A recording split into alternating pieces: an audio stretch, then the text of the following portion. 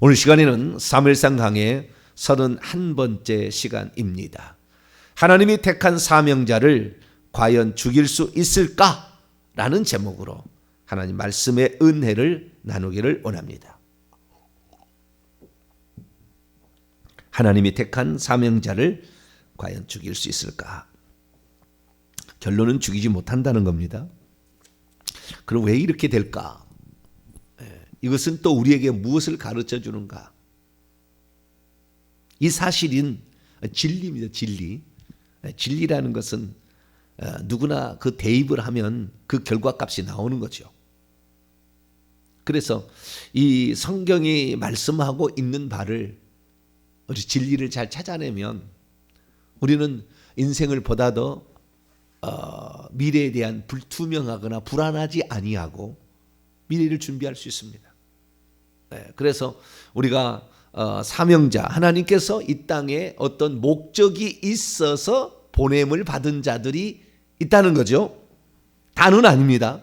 다는 아니에요. 인생의 모든 삶이 다 그러지는 않습니다. 그러나 이 땅에 태어나서 사명을 발견할 수도 있어요. 사울왕 같은 경우 그런 거죠. 그러나 그 사명을 소홀히 여기거나 그 사명과 역행된 삶을 살아가거나 그 사명과 반대된 이런 것을 계속 좋아하게 되면 어떻게 될 것이며 뿐만 아니라 반대로 그 사명을 이루기 위해서 일평생에 살아가게 된다면 그 사람은 어떻게 될 것인가? 이 부분에 관해 오늘 말씀을 살펴볼 수가 있습니다. 이 다윗에게 있어서 어쩌면은 필연적인 관계를 맺어야 될 집안은 사울 집안입니다. 왜냐하면 사울의 사위잖아요. 사위가 됐잖아요. 그리고 사울은 시기 질투심으로 사무엘상 18장에 나오죠. 시기 질투심으로 다윗에게는 만만의 영광을 돌리고 사울에게는 천천의 영광을 돌리니까 이 나라 아니면 그에게 돌아갈 것이 무엇인가? 라고 생각해서 자기의 나라를 빼앗길 것 같은, 이미 하나님이 그를 버렸으면 빨리 잘 이양을 해주는 것이 좋을 텐데 그러지 아니하고 그 왕노릇을 계속 해보고자 그때부터 다윗을 죽이기를 꾀하기 시작하는데, 그때부터 죽이려고 하는데 그 시기 질투심이라는 것이 시작되어서 악령이 같이 역사하니까 사람을 살해하려고 그러잖아요. 다윗을 창으로 벽에 박아서 죽이려고 2번이나 던졌어요. 그러나 다윗이 피하게 되고, 그렇지만 다윗이 죽임을 당하지 아니하고 그 피하게 되자 이제 야전이죠. 야전 외 쪽에 바깥에서 전쟁 치르는 그런 야전 천부장을 삼아서 결국에 딸을 이용해 가지고 전장에 나가서 블레셋 죽이려고 계획을 세웠지만 오히려 그게 통하지 않고 오히려 다윗은 블레셋 전쟁을 잘 이겨서 첫째 딸 메랍이 아닌 둘째 딸 미가를 얻어서 사울의 그 사위가 되어버립니다. 그래서 이 자기가 피를 묻히지 아니하고 손에 피를 묻히지 아니하고 다윗을 죽이려는 계획은 수포로 돌아가죠. 그러면은 포기했느냐? 아니에요. 이제 오늘 사무엘 19장 1절 말씀 보면은 사울이 그의 아들 요나단과 그의 모든 신하에게 명령을 내립니다. 다윗을 죽여라. 다윗을 죽여라. 공식적으로 모든 사람이 다윗을 죽이라 이렇게 얘기를 한 겁니다. 자, 거꾸로 얘기해 봅니다. 다윗을 죽이자면 너도 나의 원수다 이거예요. 다윗을 죽이지 않으면 너는 죽이겠다. 내가 너를 죽이겠다 이런 거예요. 이겁니다. 거꾸로 되니까. 이전에는 그러지는 않았어요. 사울이 개인적으로만 이렇게 다윗을 죽이려고 했는데 이제는 모든 사람이 다윗을 죽이도록, 죽이지 않으면 너는 나의 원수고 내가 너를 죽일 거다라는 거예요. 그러니까 다윗이 지금 왕궁에 같이 살 수가 없어요. 그래서 드디어 이제 모든 채널을 다 동원해서 다윗을 죽이라고 명령한 살해 명령을 내린 거죠. 좀 이따가 얘기하겠습니다. 암살조를 파송을 합니다. 암살조를. 암살조가 제대로 수행을 못하니까 자기가 직접 가서 죽이려고 했지만 하나님이 막으셨어요. 결국에 그것도. 네. 그래서 우리가 하나님께서 이제 이스라엘 나라를 신정 정치를 해왔던 사사시대를 벗어나 왕정시대로 갔을 때에 그 왕이랄지라도 하나님의 명령에 순종하는 왕정정치를 원한 거예요. 그래서 그 왕이 하나님의 명령에 순종하기를 원해서 사울에게 명령을 했지만 결국에 그걸 거역해버립니다. 왕이. 그래서 그 왕을 하나님 계속 쓸 수가 없어요. 이스라엘 나라는 하나님이 선택한 나라고 그 나라에 유다 지파의 후손으로 메시아를 보내야 되니까 하나님은. 다른 나라는 그렇게 안 해도 상관이 없다고요. 그런데 하나님께서 그 나라만큼은 다른 게 아니잖아요. 오직 메시아 하나 때문에 그런 겁니다. 예. 그 혈통에서 메시아를 보내기 위한 이미 하나님이 계획을 갖고 있었기 때문에 그래서 메시아가 탄생해서 이 땅에 왔으나 그것을 인정하지 못하고 메시아 탄생도 하나도 모르고 알았지만 한 사람도 경배하러 안 갔고 예수님이 공생이 시작했을 때 전부 처음에는 약한 사람들이 예수님을 따랐지만 나중에 다 종교 지도자들에 의해서 포섭을 당해서 십자가에 죽이라고 명령하는 사람들이 무리가 되었고 결국에 예수 죽인 죄를 우리와 우리 민족의 후손에게 돌리라 그렇게 함으로 속죄받지 못할 그런 죄를 지어서 그나마 그래도 주님이 기다렸지만 요나 선지자의 예언처럼 40 후에 멸망하리라 40년 뒤에 정확히 AD 70년에 유대 나라는 지구상에서 사라지는. 그러니까 혈통적인 어떤 특별한 은혜는 예수 그리스도의 탄생까지만 주어집니다. 이스라엘 나라가. 지금 따로 혜택이 혈통적인 혜택은 있으나 영적인 혜택은 없습니다.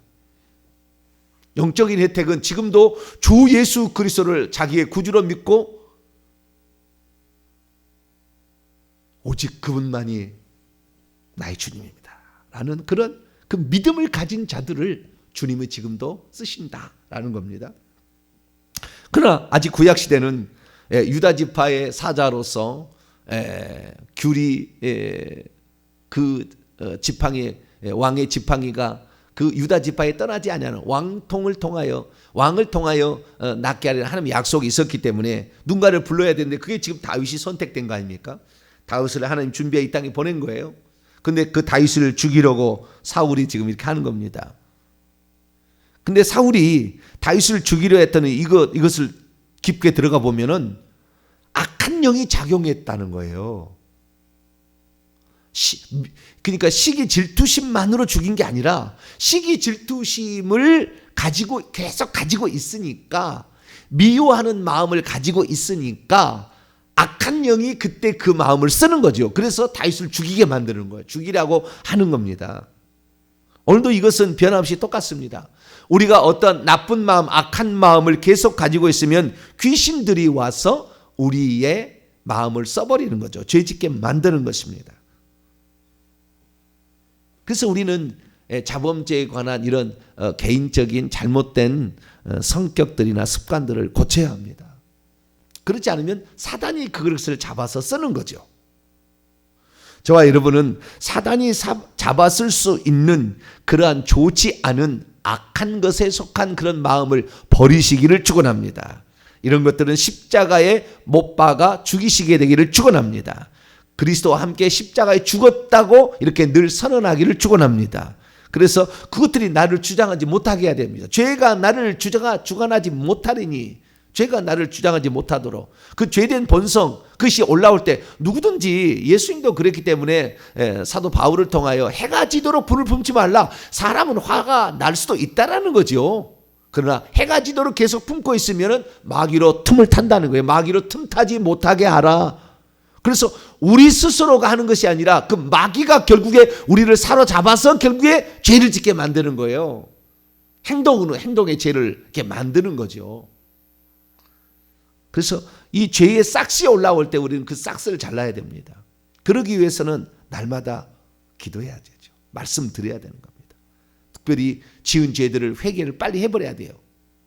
죄를 안 지을 수는 없으니까 빨리빨리 회개하고 이렇게 나가야 됩니다. 그런데 사울은 그 죄를 회개하지 않습니다. 사울의 가장 큰 이 단점, 약점은 회개를 안 한다는 거예요. 그렇게 많은 현장 속에 그렇게 많은 하나님의 어떤 뜻을, 계시를 사람들을 통해서 가르쳐주고 알려줘도 끝까지 그것을 거역하는 거예요. 그러니까 하나님의 말씀을 거역하고 불순종한 죄가 얼마나 큰 죄인지를 알 수가 있어요. 아담이 그랬잖아요. 아담과 하와가. 그 죄가 큰 죄예요. 불순종한 죄가 큰 죄인 겁니다.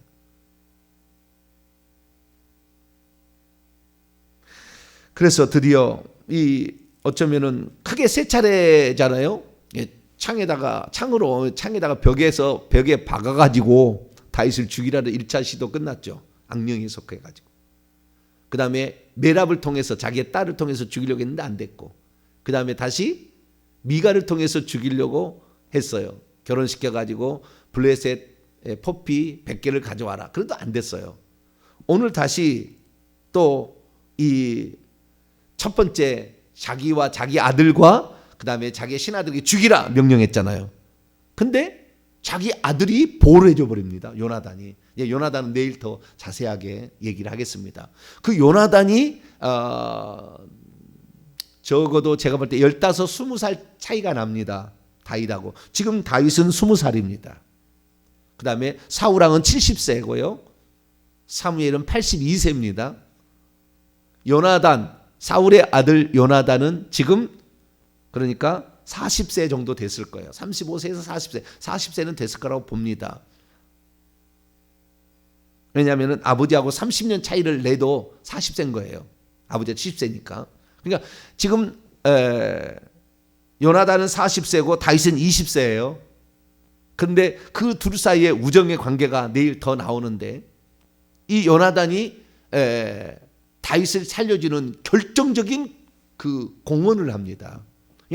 하나님께서 보호하려고 한다면은 그 누구를 통해서라도 일을 하시는 건데, 누구를 통해서 사울이 가장 가까운, 사울이 왜 다윗을 죽이려고 했냐면은 나중에 자기가 얘기한 걸 들어보게 되면 사울이 다윗을 죽이려 했던 것은 자기 아들에게 왕국을 넘기려고 했어요.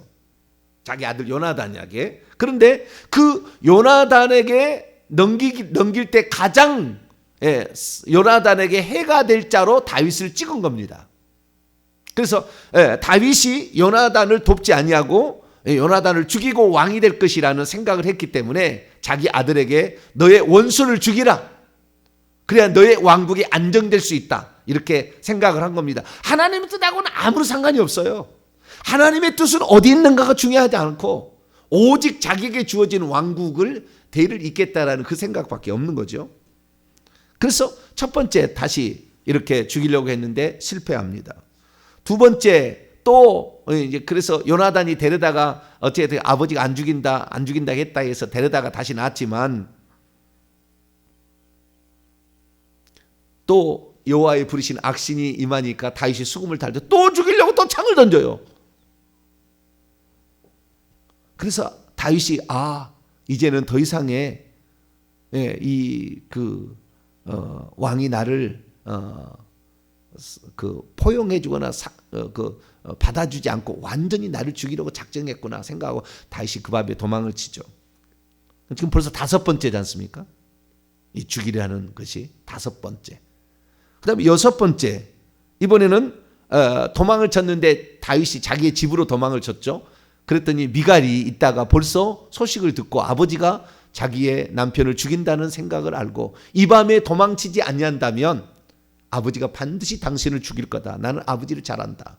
그리고 창문을 통해서 도망을 치도록 이렇게 만들어줍니다. 그리고 가짜로 침대에다가는 드라빔 갖다 놓고 염소털로 이렇게 얼굴 모양을 이렇게 해놓고 이불로 덮어놔가지고 이게 다윗이 지금 있는 것처럼 아프다고 핑계를 대는 거잖아요. 그리고 이렇게 안 나오고 맨날 며칠 안 나오자 이제 또 왜 안 나오냐 이렇게 해가지고 결국에 알아보라 해서 전령들을 보냈는데 알아보라는 게 아니죠. 죽이는 암살조를 보낸 거죠. 옛날에 옛날 시대 그 사극이나 드라마를 보게 되면 왕이 사람을 보내잖아요. 자격이 검정 옷을 딱 입고 마스크를 쫙 하고 말이죠. 뒤에다 칼을 다 차고 막 지붕이를 싹싹싹싹싹싹 걸어가지고 밤에 그냥 문을 착 열어가지고 뭐 이런 거 하잖아. 주요 영화를 또 찍네. 그러듯이 암살조 사신을 그렇게 보냅니다. 그래가지고 좌우지간 안 내놓습니다. 나중에 왜 그래 침대째 가져와라 이제 왕이 그러는 거죠. 침대째.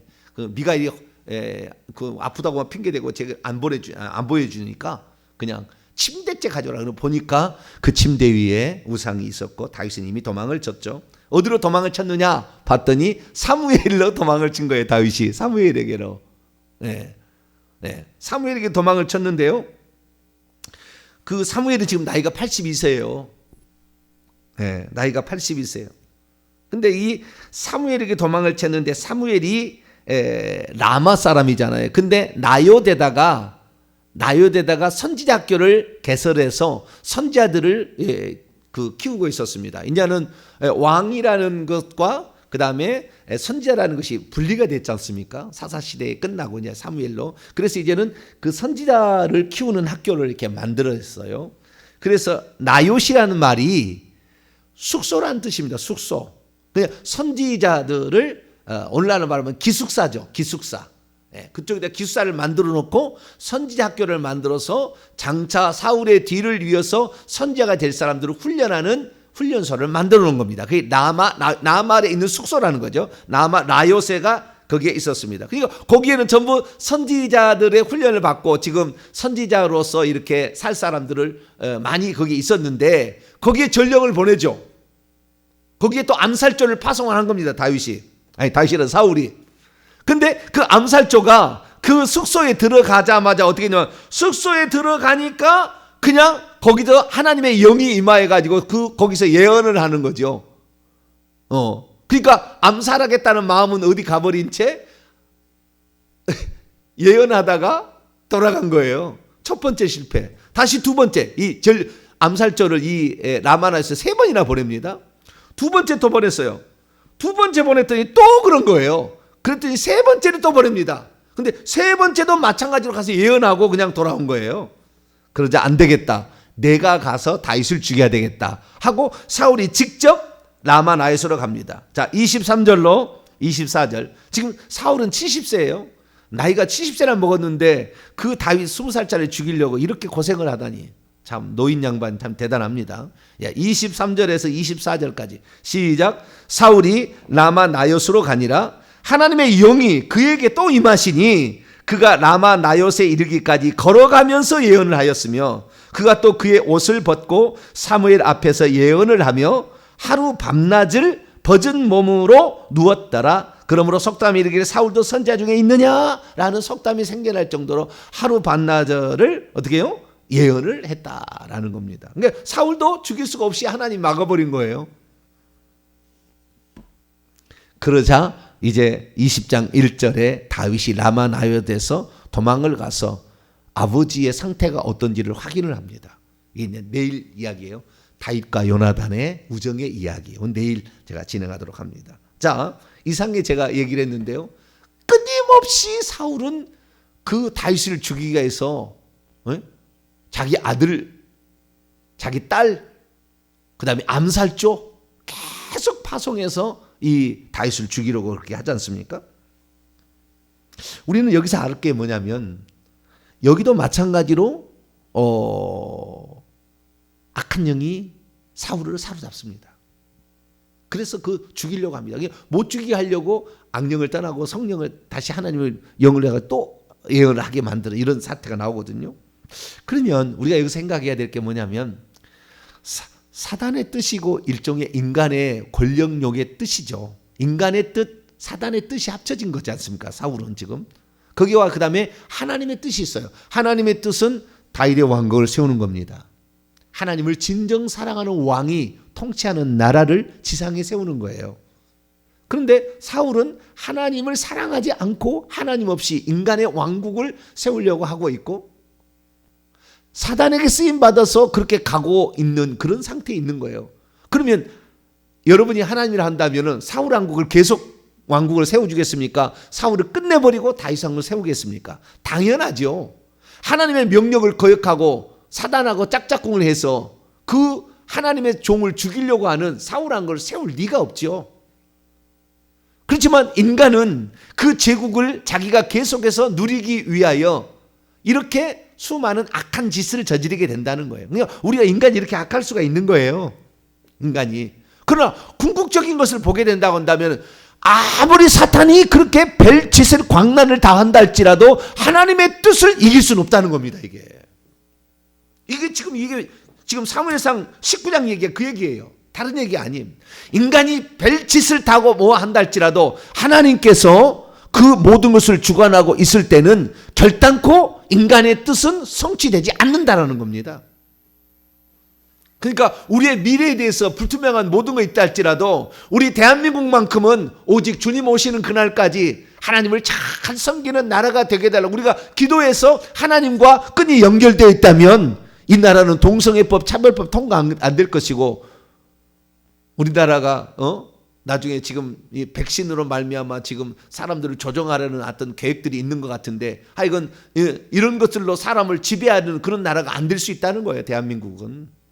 우리가 기도를 많이 해야 돼요.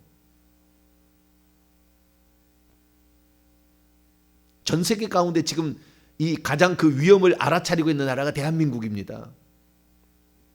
우리가 그 하나님의 뜻을 잘 알고 미래를 대비할 수 있어야 돼요.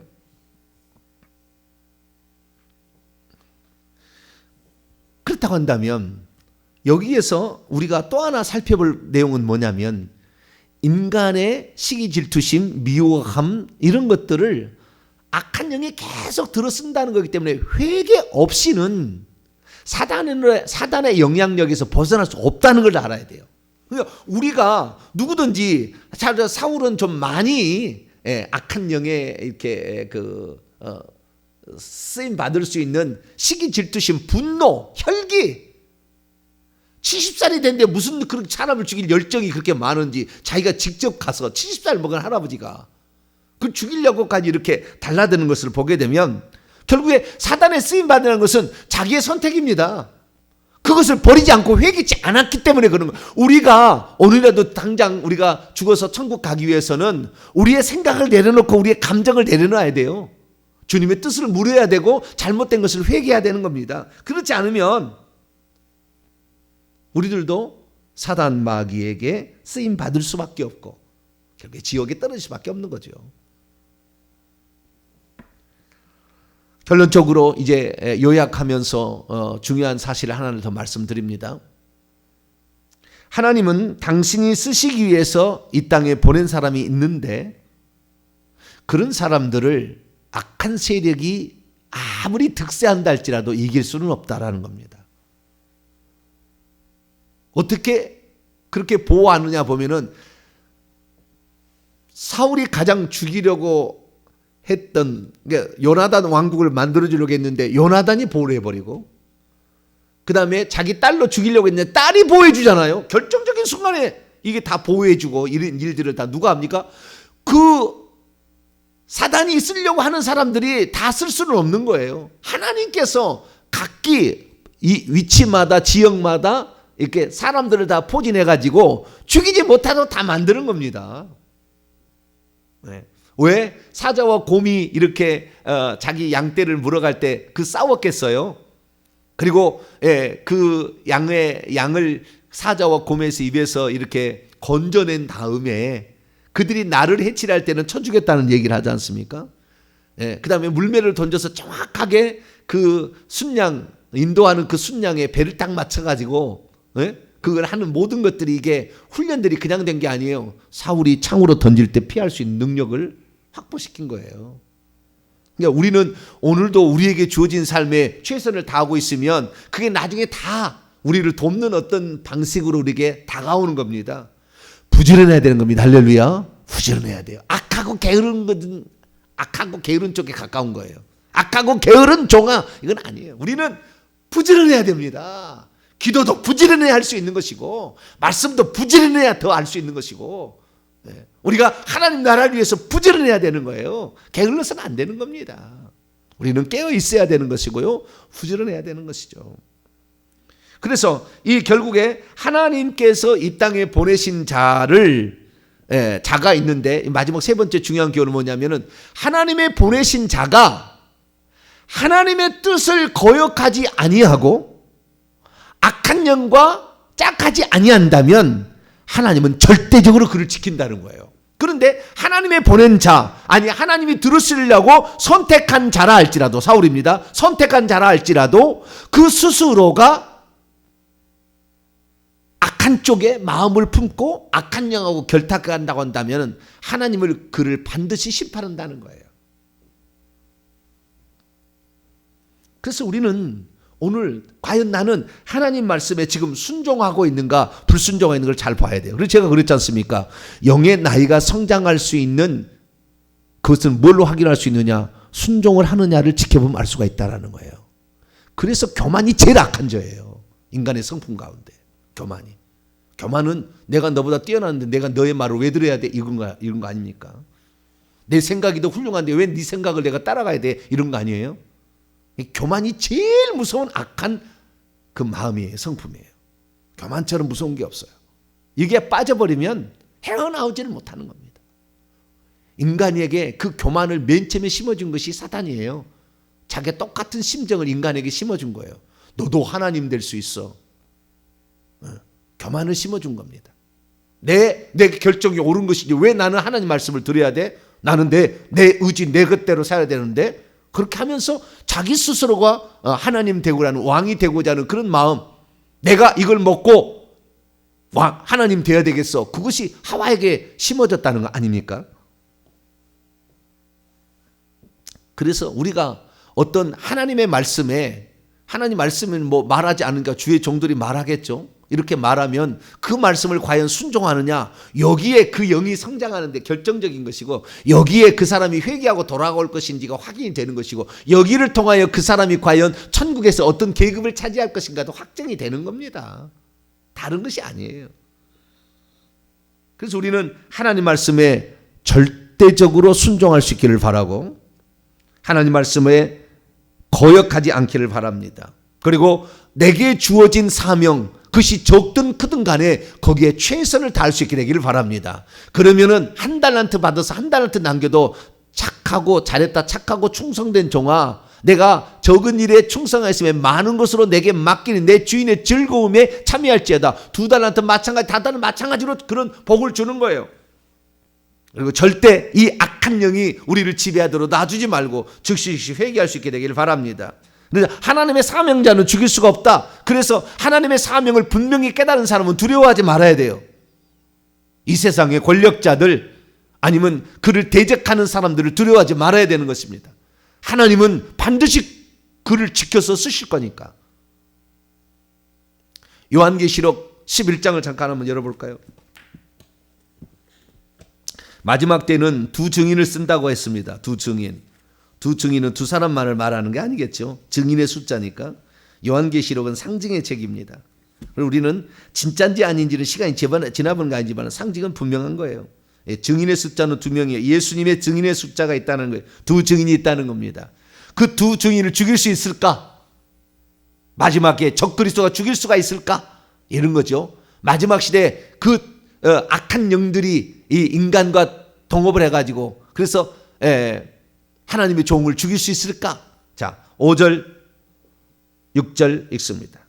5절, 요한계시록 11장 5절, 6절 읽습니다. 시작. 만일 누구든지 그들을 해하고 두 증인을 해하고자 하면 그들의 입에서 불이 나와서 그들의 원수를 삼켜버릴 것이요. 누구든지 그들을 해하고자 하면 반드시 그와 같이 죽임을 당하리라. 그들이 권능을 가지고 하늘을 닫아 그 예언을 하는 날 동안 비가 오지 못하게 하고 또 권능을 가지고 물을 피로 변하게 하고 아무 때든지 원하는 대로 여러 가지 재앙으로 땅을 치리로다. 권능을 가지고 불이 나와서 이렇게 살랐다. 이것은 엘리야를 예상하는 거잖아요. 엘리야 하늘의 갈멜산에. 그리고 그 3년 반 동안 가뭄이 들어서 비가 오지 못하게 했던 엘리야를 상상해 만들고 물을 피로 변하게 한 것은 뭡니까? 모세를 생각나게 하잖아요. 구약에 그래서 마태복음 17장에 보게 되면 예수님께서 이 지상의 사역을 마치고 엑소더스 탈출을 해야 되는데 다시 원래 하나님 위치로 보좌로 가야 되는데 그때 둘을 불러다가 상의를 하죠. 모세와 엘리야. 모세는 율법의 대표, 엘리야는 선지자의 대표입니다. 그러니까 단순하게 두 증인이 얼마나 웃기냐면요. 자기가 두 증인이래. 박태성이가 내가 감람나무고 내가 두 증인이라는 거예요. 말이 안 나와요. 말이 안 나와. 말이. 이게 지금 뭘 의미하는지를 모르는 거예요. 예수 그리스도를 증언하는 것은 구약의 율법이요 선지자잖아요. 그러니까 이 하나님의 율법을 정확히 알고 그 하나님의 뜻을 그대로 회개를 전파하는 바로 그 사람이잖아요. 그런 사람들이 둘 뿐이겠습니까? 주님 오실 때까지 계속해서 나오겠죠. 그런데 이들이 안 죽는다는 겁니다. 죽일 수 없다는 거예요. 죽이려고 하면은 그들의 입에서 불이 나오는 거예요. 이 불은 예수님께서 칼이잖아요. 칼. 칼이 그래요. 하늘의 칼. 불이 나와서 그를 살라버리는데 그러나 죽을 때가 있어요. 언제 죽습니까? 7절입니다. 자, 11장 7절 읽습니다. 시작. 그들이 그 증언을 마칠 때에 무적행으로부터 올라오는 짐승이 그들과 더불어 전쟁을 일으켜 그들을 이기고 그들을 죽일 터인즉 증언을 마쳐야 사명이 끝나기 전까지는 안 죽는다는 거예요. 죽일 수 없게 만든다는 겁니다. 하나님이 권세를 주시고 그 일을 할 수 있도록 만든다는 거예요. 그러나 그 증언을 마치게 될 때 죽임을 당하도록 하나님이 허용해서 순교의 반열에 들게 한다는 거죠. 그러니까 이 하나님의 종들 가운데 사명을 가진 종들은 담대해질 필요가 있어요. 그가 그 증언을 마칠 때까지 하나님은 철저하게 그를 보호하신다. 다윗이 왕으로 세워서 하나님의 왕국, 이 땅에 지상에 표본적인 하나님의 왕국을 이룰 때까지 다윗을 못 죽이게 만드는 거예요. 아무리 죽이려고 해도 죽일 수가 없어요. 하나님은 다 바꿔버려가지고 그를 돕게 만들어버려요. 바꿔서 돕게 못 만들 사람은 성령이 임해서라도 바꿔버려요. 마음을. 그래서 안 되게 만드는 겁니다. 그래서 이 하나님의 뜻을 이 땅에 분명히 무엇인지를 알고 이 땅에 보냄받은 주의 종들은 담대해질 필요가 있습니다. 죽을 때까지. 그래서 죽을 때 죽는구나 생각하시고 최선을 다해서 그 사명을 완수한다면 우리는 하늘나라에 갔을 때 잘했다. 착하고 청성된 종이다. 그렇게 부름을 받게 될 것이며 그러한 선지자를 대접하는 자는 선지자의 상을 받으리라 그랬다고요. 그런 사역자를 돕는 자들은 그런 사역자들에 해당하는 엄청난 복이 주어진다고 성경은 얘기하고 있습니다. 마태복음 10장에. 그래서 우리가 이 땅에 살 때 우리는 우리에게 주어진 작지만 작은 걸 할지라도 주님께서 이걸 바라시는구나 하는 그것을 붙잡고 우리가 계속 기도하고 앞으로 나아간다면 하나님께서는 우리의 사명을 잘 이룰 수 있도록 도와주신다. 확실히 믿게 되기를 간절히 바랍니다. 거룩하신 하나님 감사합니다. 이 땅에 오늘 살고 있는 수많은 종들 가운데 하나님의 종들이 있습니다. 그런데 그 하나님의 종들이 핍박을 두려워하고 나를 죽이려 하는 자를 두려워하는 그런 사람들인데 두려워하지 않게 도와주시옵소서. 하나님의 사명자는 함부로 죽일 수 없다는 것을 그 증언을 마칠 때까지는 아무도 건드릴 수 없다는 것을 정확히 알고 그렇게 나가기를 원합니다. 하나님의 종들을 도와 또 함께 사역할 자들도 붙잡아 주시어서 이 마지막 시대에 하나님의 뜻을 이 땅에 펼쳐나가는 주의 종들로 인하여 마지막 알곡들이 거두어 드릴 수 있도록 거룩한 신부가 준비되어질 수 있도록 하나님께서 은총을 베풀어 주옵소서. 우리 주 예수 그리스도의 이름으로 기도하옵소서.